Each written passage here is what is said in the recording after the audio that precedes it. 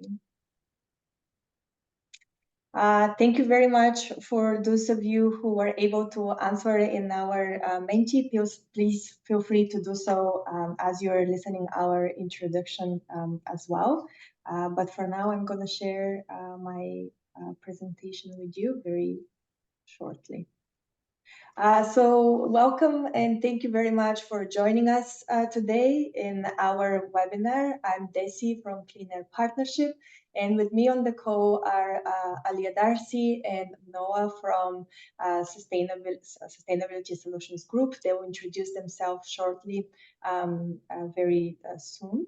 But first, the way that today's webinar will go is I will provide a quick introduction and a land acknowledgement. Then we have a couple more questions in Menti that we want to ask you, and actually you probably can see them already, and if you feel so, please answer them as you're listening to the introduction. Then we will have the GHG 2 introduction, a demonstration, and this will follow by a Q&A at the end. Please feel free to write your questions at any point in the presentation in the Q&A box so we can monitor, and at the end of the presentation we'll have time to answer your questions. I wanted to acknowledge that Clean Air Partnership is a Toronto-based organization, and we acknowledge that the land on which we operate is the traditional territories of many nations, including the Mississaugas of the Credit, the Anishinaabe, the Chippewa, the Haudenosaunee, and the Wendat peoples, and it is now home to many diverse First Nations, Inuit, and Métis peoples. In our effort to provide more meaningful land acknowledgement, we usually show a short video that it's from Indigenous peoples, about Indigenous peoples and their culture. So hopefully we can learn something new. Today's video is why do Indigenous peoples hold their land as a sacred, and it's from Xiaolong Web. Ever wondered why Indigenous peoples hold the land or items as sacred? You might hear an Indigenous person talking about the sacredness of the land, but what do they mean when they're talking about the sacredness of the land? Well, for my people, the Anishinaabe, it all goes back to our creation story. We believe that our spirit, the spiritual part of ourself, comes from the sky world or other places, but our bodies, our vessels, they come from the earth. I mentioned in a previous video about how Indigenous peoples view Mother Earth as being one of our own mothers, and that's because everything that it took to create our physical self had to come from the earth. That's why we hold the land as so sacred, because it's what created us and it's what's going to create our next 7 generations. That's why as Anishinaabe people we care so much about the health of Mother Earth, because we know that what we put into the earth is what's going to be put into our future 7 generations. So why an Indigenous person might hold the land or items as sacred, it all goes back to stories. It all goes back to our creation stories. And miigwech for watching. Miigwech for watching with me as well. In the next slide, very briefly, I wanted to remind you about our tools, the Climate Policy Database, where you can find climate-related policies across the CAC network, and the Climate Action Atlas that tracks implemented emission mitigation projects. And this goes beyond CAC, as we wanted to showcase some very great examples. So I shared the links in the chat. Feel free to explore. Lastly, our upcoming events, Low Carbon Energy Systems 1-on-1. We're going to talk about this this Friday at 10 a.m. And on February 8th, Township of King is going to share their adventure of developing grid development standards. The best way to stay tuned for our upcoming events is subscribing to our newsletter, and I shared the link to the chat, but I'll share also our event page as well, so you can access and register if you're interested. Without further ado, I'm giving the word now to Alia. Thank you, Desi, and thank you so much for hosting us today. Hi, everybody. I'm Aaliyah, and I am the Marketing and Communications Director at SSG. We're a climate planning consultancy, and We've worked with over 100 municipalities on their climate action plans, as well as other dimensions of implementing and undertaking climate action, including hopefully some of you who are on the call today. So today we will be sharing our GHG calculator tool. Before we get into it, I would like to take a moment to introduce the other members of my team. Actually, I will hand it over to them. So Noah, I will hand it over to you to introduce yourself. Thanks. Yeah, good afternoon. My name is Noah Purvis-Smith, and I'm a developer, application developer and modeler with SSG, and actually I'm the developer of this tool. And I'm going to pass it over to my colleague, Emmy. There, I'm Emmy Doe, and I'll just be providing some support in the chat. And I'm the marketing communications specialist at SSG. Thanks, Noah and Emmy. Okay, so now let's get into the reason we're all here today, and that's the greenhouse gas calculator for municipalities. It's a tool that SSG developed in partnership with 3 municipalities across Canada, and I'll tell you more in a moment. But first, I'd like to get a lay of the land and who is in this room and what you know so far about the tool. So we'll flip it back to Mentimeter. And you can join us on menti.com. You can put in the code 5592452, or you can use the link that Desi has put in the chat.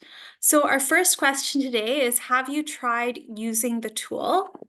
So it looks like one person has, but most of you haven't. Give you guys a few more seconds to keep responding to this question.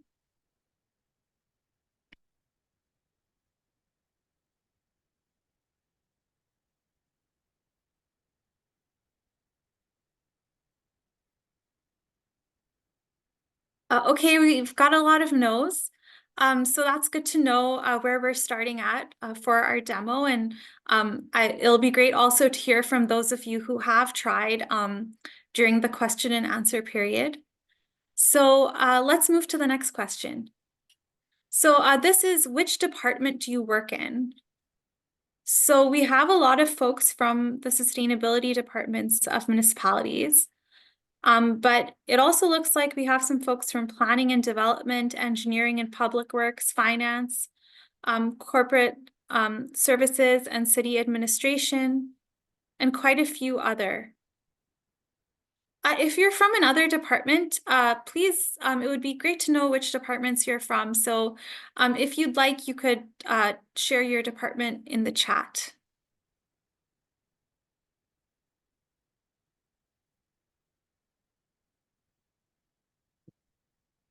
Kind of fun to see this go up and down.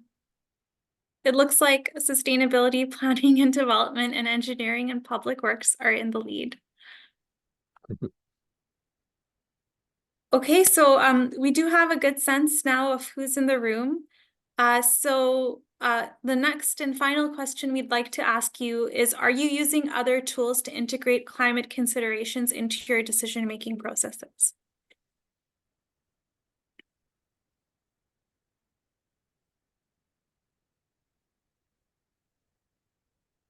I see that quite a few of you are, which is wonderful. Hopefully the GHG calculator can help support what you already have in place. And some of you are not yet. And so hopefully this will help you get started. So I do see that there's a couple of people who have raised their hands. We will be taking questions at the end. So you can type in your questions in the Q&A section. And if there's anything else you are raising your hand about, please pop that question or concern into the chat. Oh, I see the chat is disabled in this webinar.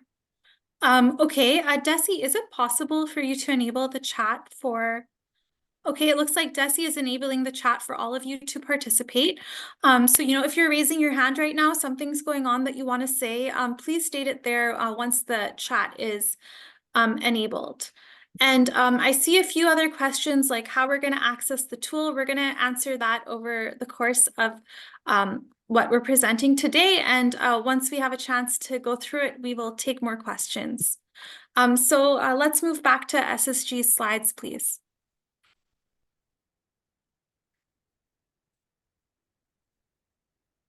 Great. Okay, thank you. So let's move to the next slide. Okay, so first of all, I'm going to share this tool with you. So we're really excited about this tool because we think the GHG calculator could play a potentially significant role in helping municipalities understand the climate impacts of their decisions and to kind of bring that into their day-to-day work and investment decisions municipalities are constantly making. So the way that you can access the tool is from the Microsoft Store. It's a Microsoft Excel add-in that you can download, and Noah will go over about how to kind of get started with the tool shortly. And we designed this tool with the city of Calgary, the region of Durham, and the city of Ottawa. All three of these communities were facing some challenges around calculating the impact of projects. And so this is really designed to meet their needs and hopefully the needs of other municipalities as well. So the next thing is, why use this calculator and why did we design it? So we really designed it in response to some issues we were seeing. So for example, we were finding that in the communities we work with, sometimes the sustainability departments are kind of overwhelmed and burdened with having to calculate greenhouse gas impacts for projects across other departments. In some cases, the cities we work with didn't have an efficient tool or system for looking at greenhouse gas impacts, or they were struggling to figure out how to collaborate and calculate things across departments.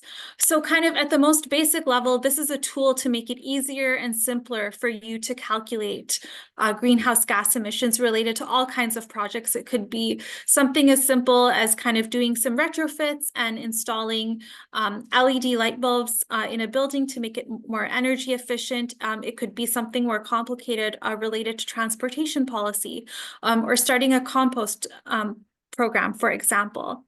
And so one great feature of this tool is that it kind of is a way for you to explore different potential scenarios for programs. So you can punch in data related to different potential programs you might like to develop. It'll help you evaluate the program, and you can then compare different outcomes. If something is too high in terms of the number of greenhouse gases it's generating, or it's not reducing them enough, you can then go back and see what you can tweak. And we hope that this will help you to collaborate across departments. We also hope this will make communication easier by giving you some units that are consistent across different types of projects, across different departments. So you have kind of a comparable system for evaluating climate impacts. So now I will hand it over to my colleague Noah, who's going to take you through the tool and how it works. Awesome. Thanks, Aaliyah.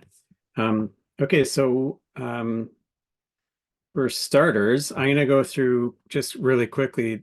There's two really easy ways to install the tool. One is by going to the website, ghgcalculator.ssg.coop. And if you scroll down, there's a button to get it now. And that's going to launch the Microsoft Store. And again, you click get it now and you'll follow through the Microsoft account sign in and that kind of thing. And it will install it in Excel. The other way you can get it is if you've got Excel open and you'll want to go to the insert menu, insert ribbon, and you click on get add-ins. And that's, again, going to take you to the Microsoft Store. And I'm going to search for SSG. And, autocomplete there. Okay. And so the top results comes up as the GHG calculator by SSG. We also point out we have this other calculator we developed together with FCM for doing land use impact calculations. So that's something you might check out as well. It's also free. Anyway, I find the GHG calculator and just click add and accept the terms. And there we go. It's going to launch.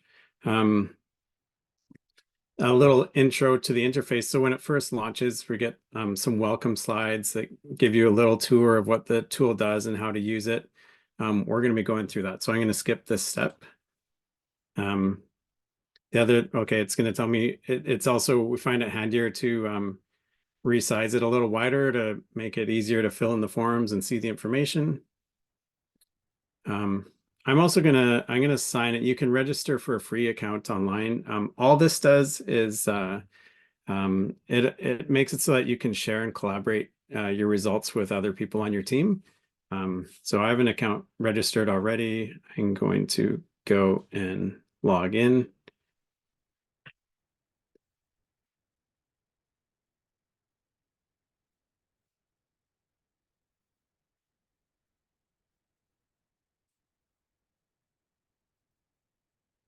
Okay, so I'm logged in now. And let's take a little bit more look around the interface here. There's a help screen, which can, again, you can launch those welcome slides. You can go and see tutorial videos, and you can download the user document. If you find any bugs or feedback, you can message us through there. There's an about screen that tells you just some basic information, what version you've got loaded. And that's it. So let's go back to the dashboard. And let's try making doing some different actions. So the first thing I want to do is a quick word about projects and actions. When we designed the calculator, we were working again with a number of different municipalities, and they each had their own processes and methods of tracking information, project codes and things like that. And so we wanted to make the projects as a generic way to just sort of make collections of actions. And you can use that any way you want to. You might choose that you do one action per project, or you might have a whole collection of actions per project. So I'm going to start up a new project here. Let's put in Durham. And you can add project tags if you want. They're completely optional, just for sorting and filtering. And your contact information. And there's I'll cover this sharing button a little later. So I'm going to save that. So all the project is very basic, high level information, the title of the project. And you'll see that it's generated now for us a project worksheet. And again, it's got the information we just filled in, and it's got some tables, some summary tables that are going to start collecting all of the calculations that we're going to do. So I'm going to move from there then, and let's actually start doing some actions. So we've got two basic types. There's a capital action and a policy action. So capital things would, any kind of infrastructure things, buildings, transit, transportation. And we have time to do a few different, a few quick demos. So why don't we I was thinking we could do a buildings one. Let's do a community center retrofit.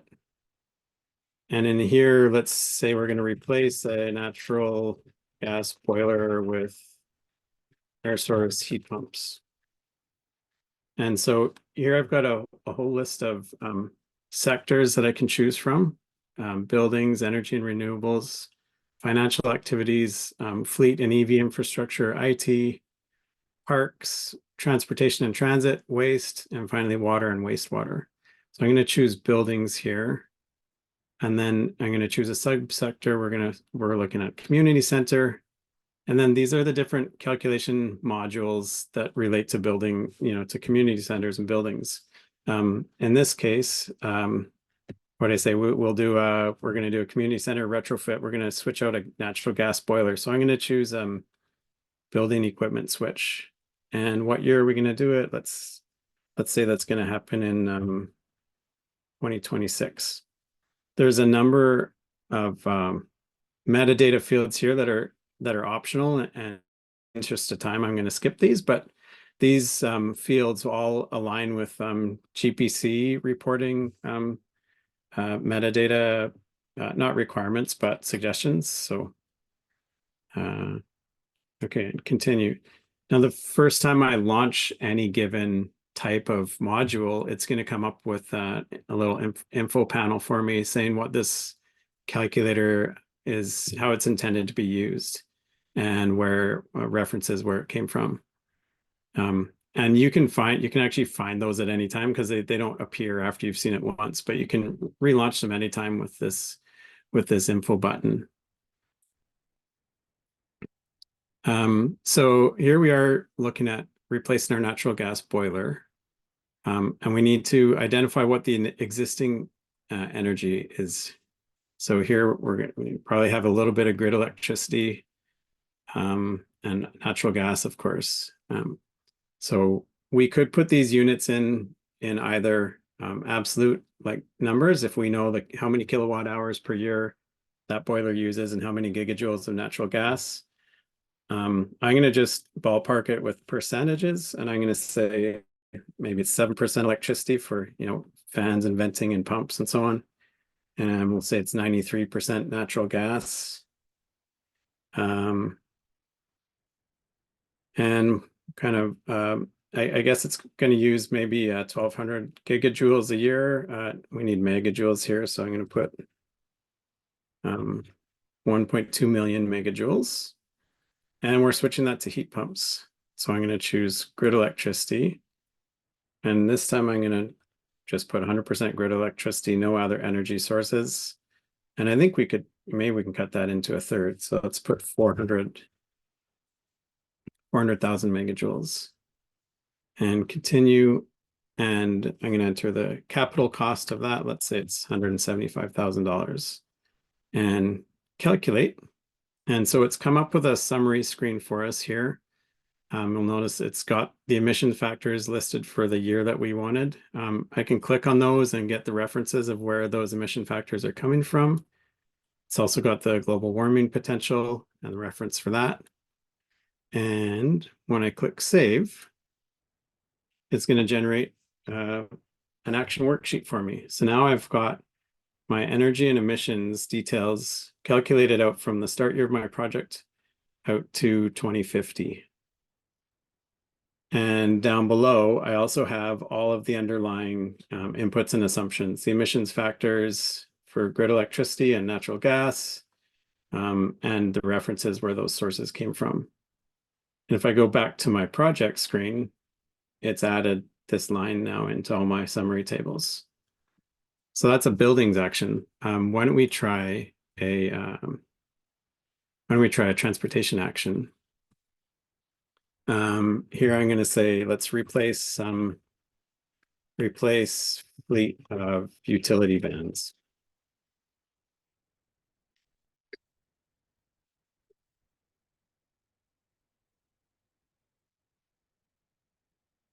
And so again, I'm going to go choose the sector. In this case, we're going to go fleet and EV infrastructure. And we're replacing some existing vehicles. And we've got replace existing vehicles. And let's say we're going to do that in 2025. I'm going to, again, just gloss over these metadata fields.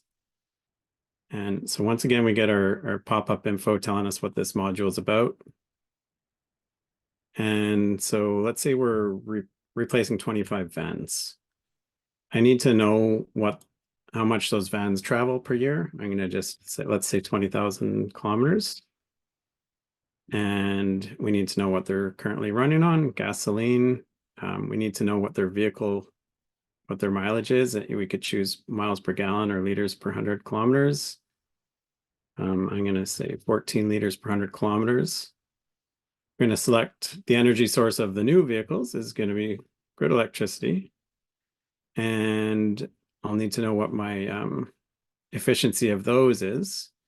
And rough ballpark here is I'm going to say 0.25 kilowatt hours per kilometer. And continue. So we said we're going to do 25 vehicles. Let's say they're $80,000 a piece. So I'm going to put a $2 million capital cost and calculate. And again, I get the summary screen and I'm going to save.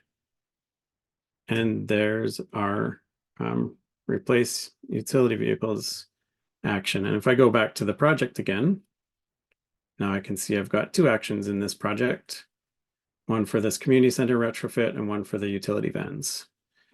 And I was thinking, I think we have time. We'll do another demo, and let's do a policy one. And actually, let's do another municipality also for fun. So I'm going to just create another project.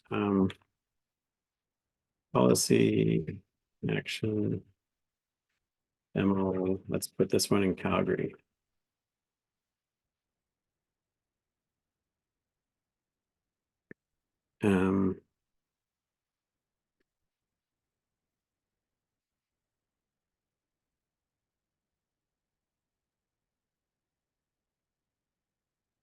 And I should maybe clarify too, is that you can have policy actions and capital actions all in the same project, but I just we'll do another project for fun. So in this case, we're going to do a policy action, and I was thinking maybe an interesting action would be to do a household retrofit program.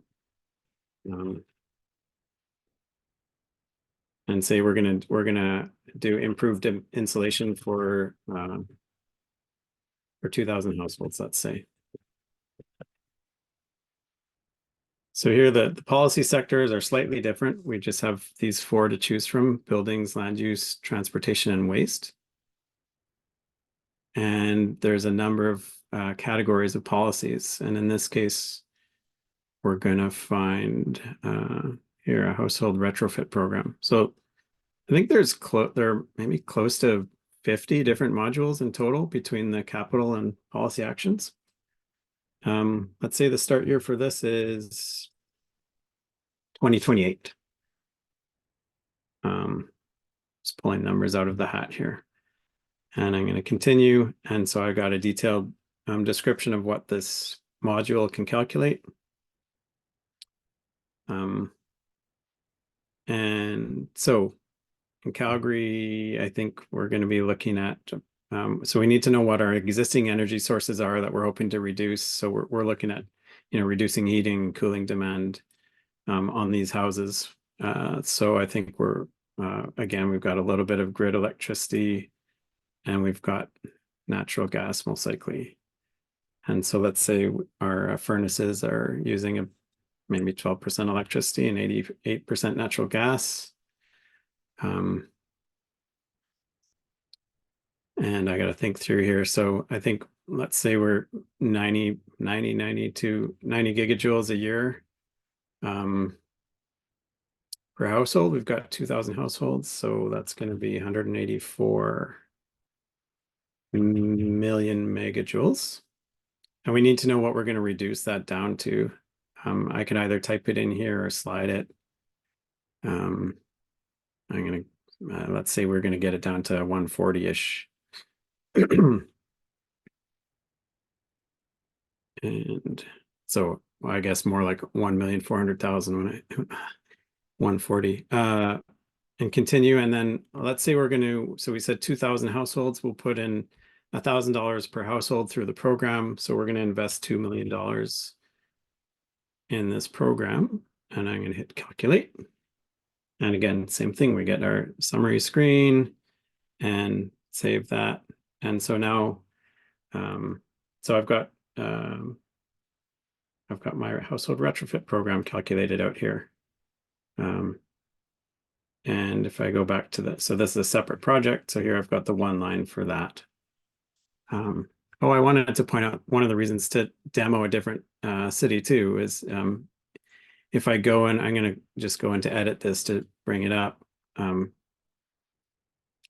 The energy sources are different in Calgary than they were in Durham, for example. So here we've also got downtown district energy and City of Calgary green electricity, which I didn't choose those, but those are because we've customized the tool for Calgary and included specific emissions factors for their district energy plant and for their green energy contract. So the one other thing I wanted to go over before we go into Q&A is the sharing and collaboration tools. So if I'm in a say I've got this demo project and I want to share it with my colleagues, or maybe I'm in the sustainability office and I'm setting up some worksheets and I need some inputs from the transit department or from the parks department or whatever, that they have the numbers that I need. I could go and share this project with them. So I'm going to go in here and edit the project settings. And so when we go down to the sharing, and this is the one where you need to sign up for the free online account for that. And again, we're not using any of that information ourselves. It's really just, you need to sign up and have your email in there so that if you lose your password or something, the system can retrieve it for you. So here I would be able to go, my colleague, enter their email address, and I can add as many people as I want. And I choose what permission I want to give them. So I could either make it that all they can do is view things and print out the spreadsheets.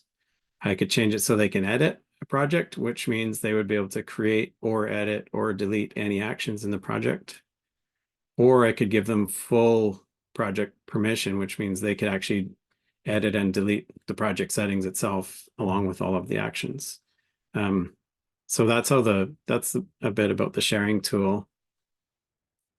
And in this case, so I'm logged in here and I have another colleague shared something with me. I would see it here on this shared tab. So my projects and shared. And in this case, there's a downtown community center retrofit example project.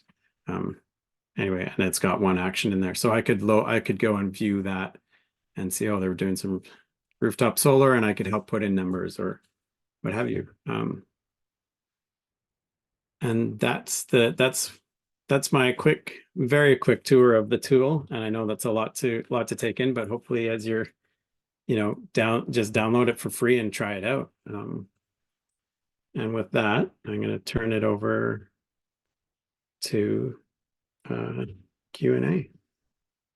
Thanks so much, Noah, for this demo. We do have raised hands and questions and both in the Q&A in the chat. So I'm going to start first with the questions here in the Q&A box. Are the emissions factors and GWP values able to be manually modified? No, they can't in this case. Okay, next question. So yeah. I mean, the simple answer is no. They're coming from standard reference, and the more detailed answer is we could customize the tool for your municipality, which we've done for a number of municipalities. And in that case, the emission factors are unique to that municipality, and particularly the ones that I think that people want to modify would be grid electricity, because the other ones, gasoline, diesel, what have you, are all just basically standard combustion emission factors. I can also just add that if your municipality has a similar kind of emissions factors to the municipalities that are already there, you could use the tool for comparability. And I think in the case of Ontario, Ottawa and Durham have pretty similar data to the municipalities in Ontario. So you would be able to use it to kind of test things in your location. Thanks. Thanks, Alia, for tuning in and providing clarification. Next question is, how often are the emissions factor updated, and will SSG maintain this tool on an ongoing? Yeah, good question.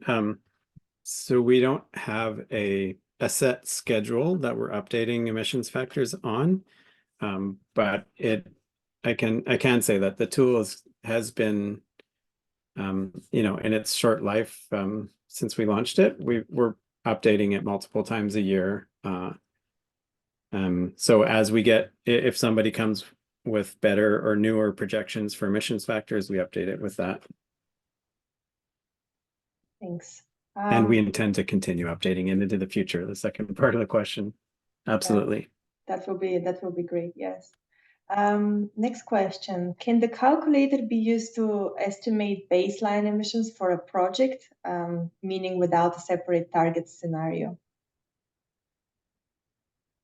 Yeah, so that's a good question. I guess it would really depend on the project and what aspect of the project you're trying to calculate emissions for. But you could certainly use the tool to say you want to know what the emissions are for a community center or arena or transit depot, and what your energy usage and energy sources are for that. You could certainly use one of the calculators and it would calculate those emissions for you out to 2050. Right. Will there be some way to include costs and savings? Yeah, so the financials question comes up. So there are some very basic financial, capital costs in here. But when it comes to, say, incremental project costs and operating costs and savings and so on, basically, we just made the decision that the main goal of this tool is to just help calculate the energy and emissions. And, when we're dealing with so many different sectors and types of projects and infrastructure and so on, that the financials can get very complicated very quickly. And so I guess that the short answer there is no, and partly because it's complicated and we really wanted to focus on the energy and emissions. Thanks, Noah, for answering these questions. More are coming. Thanks, everyone. And thanks so much for Amy, who on the back end is actually answering some of the questions. So does the tool include embodied carbon of solutions? Yeah, that's a good question too. And the answer to that is no. So yeah, it's purely operational energy and emissions. So if you're building a new building and you want to capture the embodied carbon, that would have to be done as a separate calculation. And that's noted in a number of the modules themselves too. It specifically says on the pop-up that this does not include embodied carbon. I think I did saw the embodied carbon description in the information as you were showing the demonstration. Yeah. Do you have any plans to tie this to red screen software? No plans as of yet, but we're open to suggestions. Thank you. Let's see.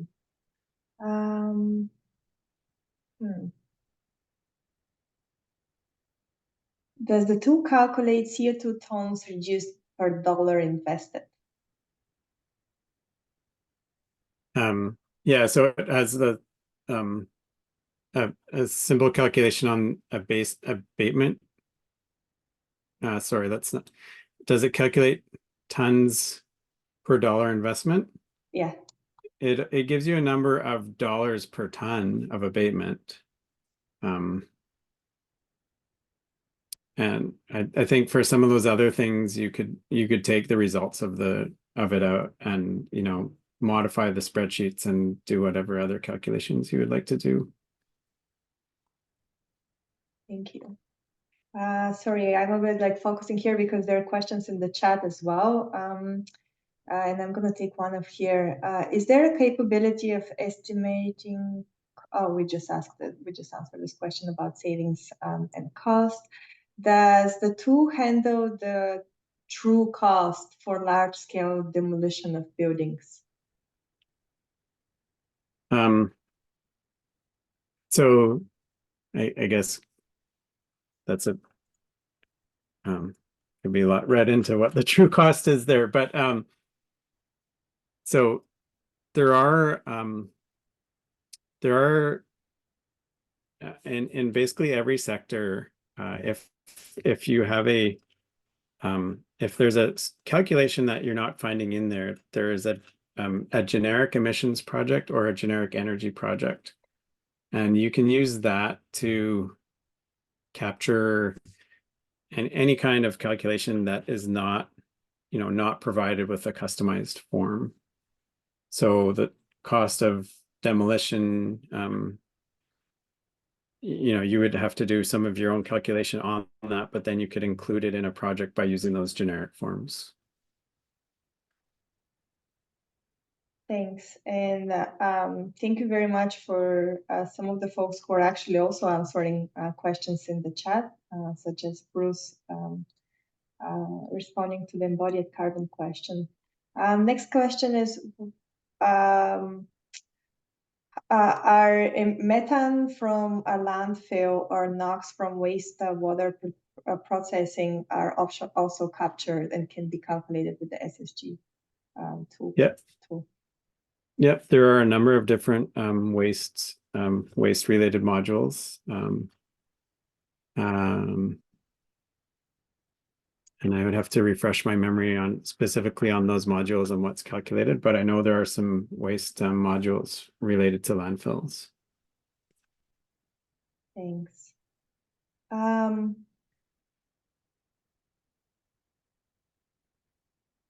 Here is another question, which is more of a clarification. When a bus runs through a municipality, the emissions factors depends on the distance running through the municipality. Is that correct? That's a bit specific, but I don't know if you can jump on this. And I think the kind of like continuation of this is that the NRCan approach is to look at volumes of fuel sold rather than in the tool that you presented. It's more of liters used, right? Yeah, I mean in IPCC there's a number of tiers of calculations you can do. But yeah, I think the fuel sales is a common way of calculating it. And I think what you're talking about would be, if the bus is just running through your municipality, then capturing those scope 1 emissions for that traveling.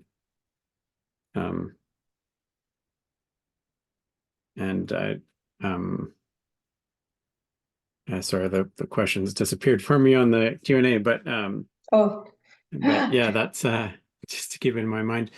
But yeah, that would be the way to calculate it. And I think that the tool here would be looking at wanting to know how many, well, you could either know the total energy, but more likely know how many liters of diesel is being used, and you would run it through the calculator that way.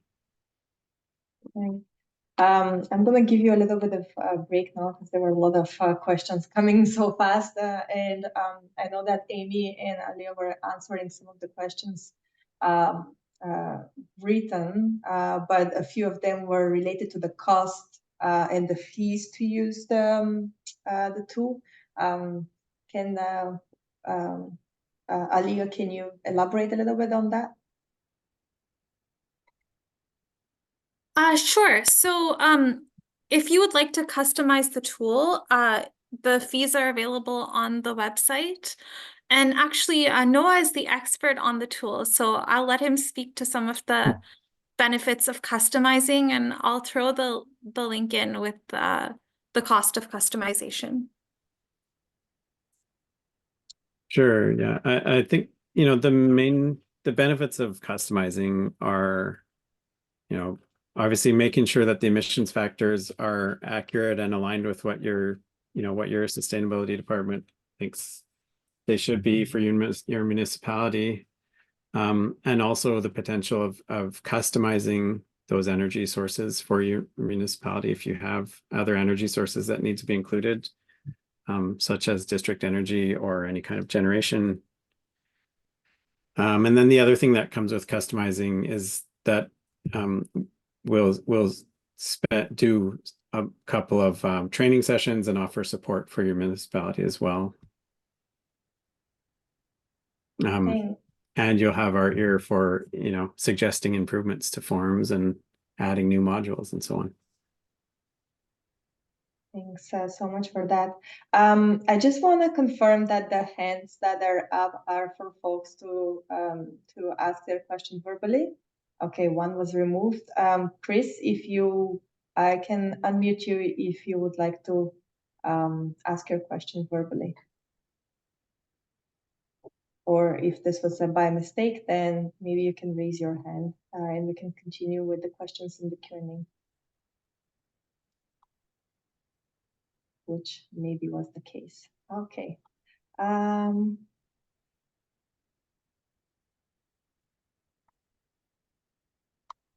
Okay, I see that Amy is into that question. And the other one was more of clarification of what it meant, the true cost, which is, thank you, Dr. Kate Kennedy, for providing a little bit more detail on this. This is a cool question. I don't know, probably Alia, you can jump in on this, but like, how do we best collaborate between municipalities and level of government with climate action? It's on this webinar, we talk more about the kind of like the technical aspect of using the tool. So this is not truly related. And I don't know if Alia, you want to jump and provide some insights on that. Sure. This is such a big question, and I would say there's a lot of better collaboration that could happen between different levels of government to tackle climate action. And I feel that municipalities can really play a role in pushing the envelope. Like if you look at what has happened and what is happening across Canada, municipalities, there's some municipalities that have more ambitious climate action goals than the federal government. In many cases, they've had climate action plans for longer. They've created multiple climate action plans, and most of these climate action plans show us that we have the solutions for responding to climate change. We know what to do about building emissions, transportation emissions, and waste emissions, but we just need to do it. And so I would say that municipalities could advocate for more collaboration and possibly join together with other groups kind of surrounding them. So metropolitan areas could work together on this and on implementing climate action rather than kind of working in their own silos. But yeah, I'm not that prepared to respond to this question today. So hopefully that provides some information, but maybe Noah or Emmy or Desi, do you have anything to add? I can add a little bit, and you kind of like said it. It's about the voice of many municipalities, and to make sure that you raise your concern to the other levels of government. There are channels that this can happen, and we are at Clean Air Partnership. We convened the Clean Air Council network, and as part of this, we are actually monitoring what's coming up on different levels of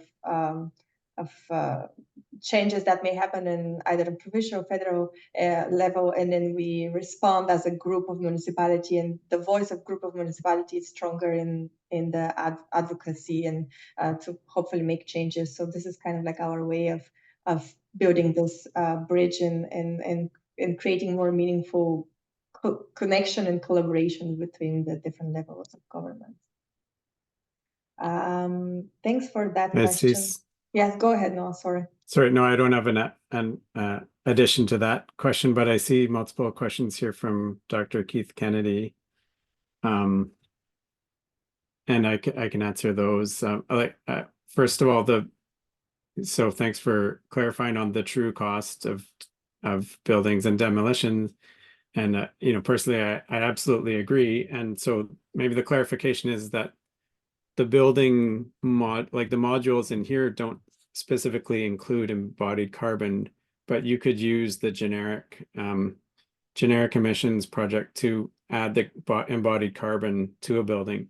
So in what you're talking about of comparing, say, a new building to an old one, you could create two scenarios in Excel, one with the new building and one with the old, and you could use the various modules to calculate what they have available and then fill in the embodied carbon, using there's some other great tools out there like the beam calculator to calculate embodied carbon. Your next question was, has this remained in private hands or is it going to be turned over to municipalities? And is it still in development mode? So we are still actively developing it, but it is also available completely for free to anybody that wants to use it. And we are also intending to make the code open source and be releasing that. So it's not on an open source repo right now, but so the tool is intended to be free for everybody to use.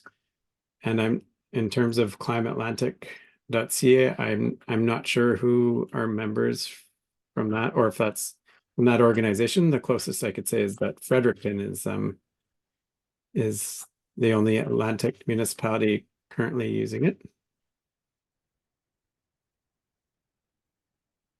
And Matthew Redger is asking if it's possible to see the emission factors for Ottawa, Durham, Calgary, and Fredericton. And I'd say maybe the easiest way to get those is to just log into the tool and use it and run a project for each of those, and you'll get the printouts because they're quite in depth. There's multiple energy sources, and the emissions factors are projected out to 2050 for multiple gases. So hope that answers that question.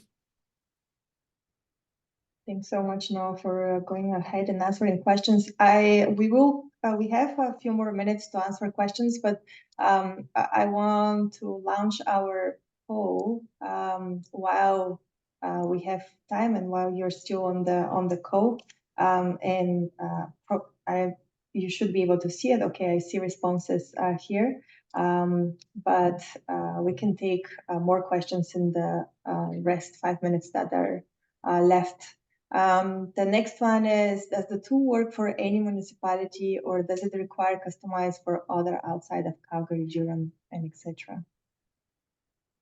I believe you answered this, Noah. It is the free tool. It's working for every municipality, but if you want to customize it, then you need to reach SSG. Am I correct in this? Yeah, I mean the big difference for different municipalities is, so yes, you could use it for any, you could use it for anywhere in the world. You could use it for any municipality in Ontario or Alberta or wherever. The issue is going to be how accurate the emissions factors are, and that's really just going to come down to grid electricity, as well as maybe any local sources. And for the most part, the grid electricity is consistent across the province. So you could use Ottawa or Durham as a proxy for pretty much any Ontario municipality, for example, and you'll have accurate answers. And likewise in Calgary for Alberta ones, or the West Vancouver for British Columbia, etc. Right. This is a good question. Have the results been compared to findings from other modeling projects? So I would say maybe the answer to that is it's not really a modeling tool, it's more of a calculator. And so the calculations are just straight up, these are the standard ways of calculating these things. And so I think the question is if the emissions factors are accurate and where the references are, where those are coming from. Mm-hmm. But that was actually a question that I had as well. Let's say like a municipality is using, and this is what the question is, when you use the tool, where is the data stored? And actually, as you were presenting, I had the question of like, is there a limit of the storage actually? Yeah, good question. So right now the data is stored on the Amazon cloud in the Montreal data center. Well, sorry, if you log in, if you register for the online account and log in, then the data gets stored there. If you don't log in, the data is only stored on your computer. And there's no limit to how much you store. Right. Thank you.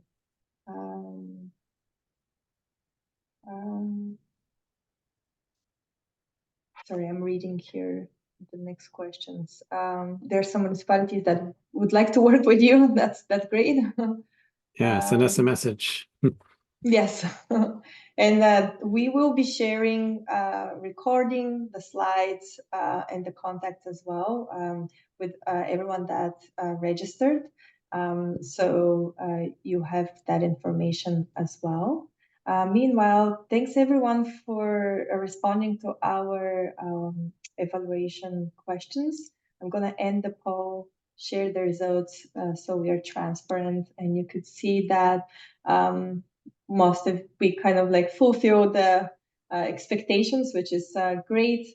And where the tool and kind of like the information can be used, we see that it's kind of like half between immediately and the next 2 to 6 months, which kind of speaks to the need of a tool like this to be used.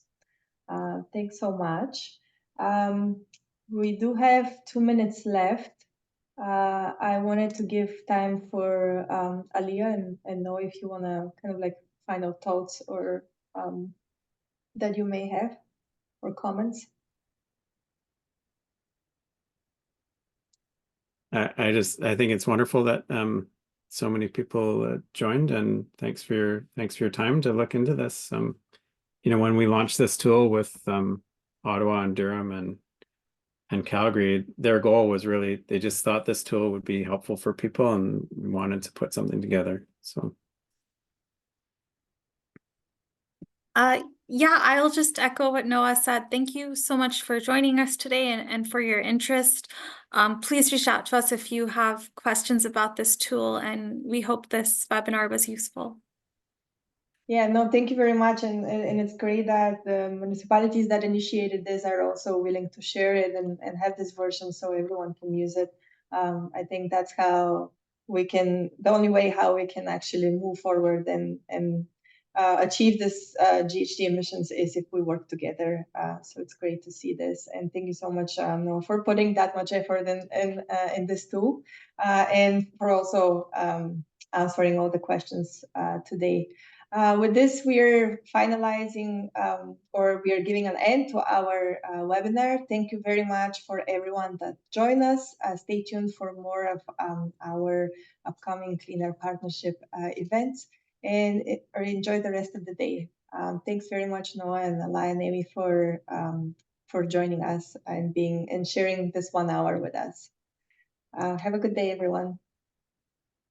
thank you.